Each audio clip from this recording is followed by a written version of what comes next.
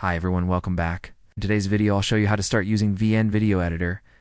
This app is one of the easiest free editors you can use to create professional-looking videos right from your phone or computer. First, download and install VN Video Editor.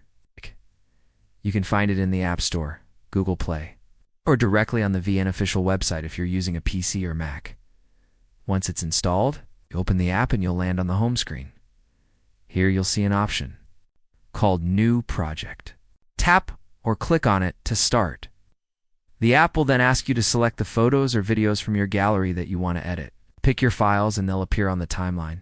Now you can start editing. You'll notice basic tools like cut, split, and trim for adjusting your clips. At the bottom, there are options to add music, text, stickers, filters, or transitions. VN also lets you drag clips around easily to change their order.